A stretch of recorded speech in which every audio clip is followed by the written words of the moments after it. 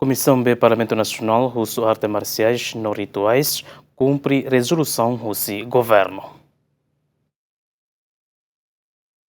Deputado David Dias Ximenes Mandati, membro do Parlamento Komisaun B, nebe trata assunto negócio estrangeiro, defesa no segurança, os líderes arte marciais no rituais roto atu cumpre na fatin rezolusaun husi Governu, tamba atividade ba arte hirakne da daune se suspende hela, mas be a informação nebe espalha e a mídia social a tudo katak e a arte marciais balum contra rezolusaun hodi prática atividade ne. E tem a lei sirne tem que vigora.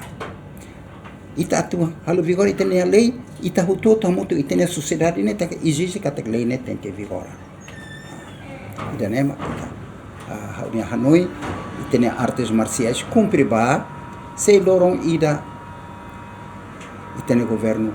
governante ser quando hareona katak batine normal ona ita ne artes marciais ne desporto de itona sira sei halu fale o isel. Ida ne ma ita precisa para depois artes marciais no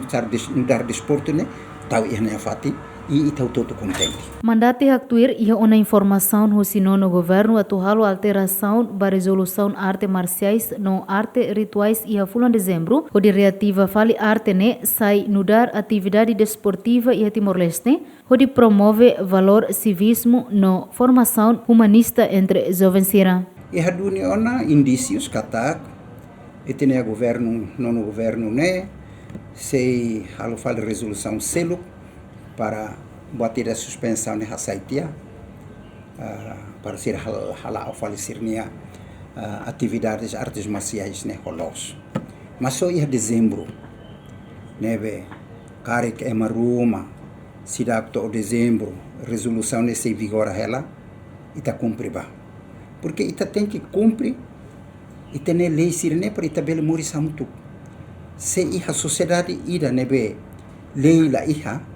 hukum rimba maka então lei da selva maka sai vigora lei da selva ne se mak fortiliu aida ne mak mana la belega. Antes ne governo suspende ona arte marciais no rituais roto hahu ia fula novembro tina riunrua runulu resin tolu to novembro tina riunrua runulu resin hat a foi ne governo decide hodi continua suspende to dezembro tina riunrua runulu resin lima. Equipa cobertura GMN.